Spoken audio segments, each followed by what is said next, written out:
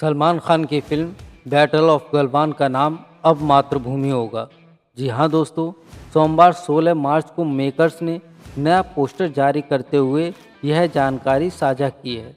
साल 2020 में गलवान घाटी में चीन के साथ लड़ी गई खूनी लड़ाई पर बनी इस फिल्म का नाम अब मातृभूमि होगा। यह घोषणा सोमवार 16 मार्च को मेकर्स की ओर से की गई है। इसी के साथ फिल्म का नया पोस्टर भी जारी किया गया है, जिसमें सलमान खान का खतरनाक लुक नज़र आ रहा है। हालांकि इस नए पोस्टर से रिलीज डेट गायब है, जिसके बाद उन कयासों को फिर से हवा लगी है कि शायद फिल्म अगले महीने 17 अप्रैल 2026 को रिलीज नहीं होगी और पोस्टपोन होगी। अपूर्व ब्लाकिया के डायरेक्शन में बनी साल 2026 की सबसे चर्चित फिल्मों में से एक है बैटल ऑफ गलवान का नाम आधिकारिक तौर पर एक ऐसा संदेश देता है जो आज की दुनिया के लिए बहुत ज़रूरी है। मेकर्स ने मातृभूमि को फिल्म का नया टाइटल बनाया है, जबकि साथ में टैगलाइन में जोड़ा है मे वार रेस्ट इन पीस, यानी युद्ध को शांति मिले।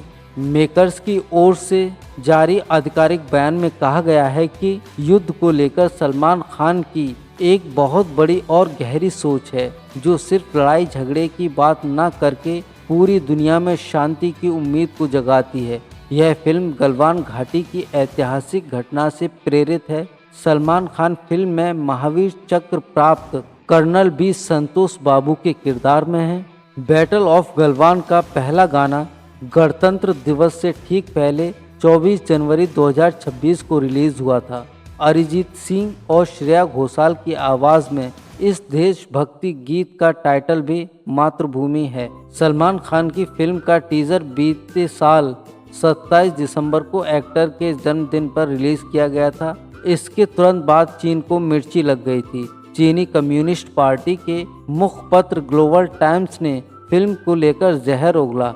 अखबार में छपे एक लेख में लिखा गया, भारतीय फिल्म बैटल ऑफ गलवान, जो गलवान क्षेत्र में भारतीय और चीनी सैनिकों के बीच 2020 की झड़प पर आधारित होने का दावा करती है और अप्रैल 2026 में रिलीज होने वाली है। उसका टीजर एक्टर सलमान खान ने 27 दिसंबर को रिलीज किया। सलमान खान, जिन्हें चीनी दर्शक बजरंगी भाईजान के लीड एक्टर के तौर पर सबसे ज़्यादा जानते हैं, उनका चीन में अक्सर मजाक बनता है। वह पर्दे पर बहुत ज़्यादा अजय लगते हैं।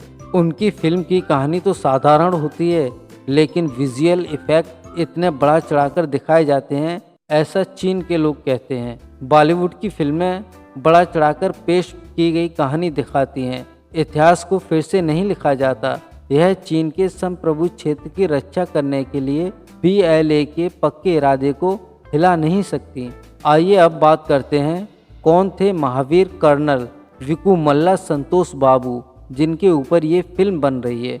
कर्नल विकुमल्ला संतोष बाबू का जन्म 13 फरवरी 1983 को सूर्यपेंट, तेलंगाना में हुआ था। वह भारतीय सेना अधिकारी और 16 बिहार रेजिमेंट के कमांडर ऑफिसर थे। साल 2020 में चीन और भारत के बीच गलवान घाटी की हिंसक झड़पों के दौरान वह शहीद हो गए। कर्नल बी संतोष बाबू 1967 के बाद भारतीय सशस्त्र बलों के पहले कमीशन प्राप्त अधिकारी थे और 1975 के बाद चीनी पीपुल्स लिबरेशन आर्मी PLA के खिलाफ युद्ध में शहीद होने वाले पहले भारतीय सैनिकों में से एक थे। उन्हें मरणोपरांत भारत के दूसरे सबसे बड़े युद्धकालीन वीरता पुरस्कार महावीर चक्र से सम्मानित किया गया। आखिर साल 2020 में ऐसा क्या हुआ था जिसको लेकर यह फिल्म बन रही है? तो आइए इसकी हम चर्चा करते हैं। पूर्वी लद्दाख में PLA के साथ 2020 की झड़पों के दौरान हुई उच्च स्तरीय बातचीत के बाद 16 बिहार रेजिमेंट गलवान घाटी में चीनी सेना पर नज़र रख रही थी, ताकि यह कन्फर्म हो सके कि वह पीछे हटे हैं या नहीं। लेकिन भारतीय सूत्रों के मुताबिक 14 जून को PLA सैनिकों के एक समूह ने LAC पर तंबू और एक निगरानी चौकी लगा दी।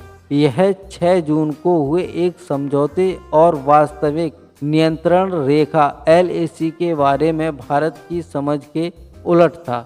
कर्नल बी संतोष बाबू ने एक प्रतिनिधि मंडल का नेतृत्व किया और बातचीत करने की कोशिश की, लेकिन जल्द ही दोनों पक्षों के बीच हाथापाई शुरू हो गई और दोनों तरफ से सैनिक घायल हो गए। इसके बाद और अधिक सैनिक मदद के लिए भेजे गए। हिंसक झड़प जारी रही। भारतीय सेना ने कहा कि जवाबी कार्रवाई में 16 बिहार रेजिमेंट के सैनिकों ने कथित तौर पर आमने सामने की लड़ाई में पीएलए के 40 से 45 सैनिकों को मार गिराया और उन्हें भारी नुकसान पहुंचाया। हालांकि चीन के पीएलए ने अपने 4 सैनिकों की मौत की बात को स्वीकार किया। इस खूनी झड़प में भारतीय सेना ने एक गोली नहीं चलाई। यह लड़ाई कटीले तारों, पत्थर और डंडों से लड़ी गई। कर्नल बी संतोष बाबू इसमें गंभीर रूप से घायल हुए और शहीद हो गए। उनके पार्थिव शरीर को 17 जून को एक सैन्य विमान से तेलंगाना के हकीम पेंट स्थित सैन्य हवाई अड्डे पर लाया गया। वहां से उनके पार्थिव शरीर को गाड़ी से सूर्य पेंट के केसरम गांव में स्थित उनके परिवार के फार्म तक ले जाया गया।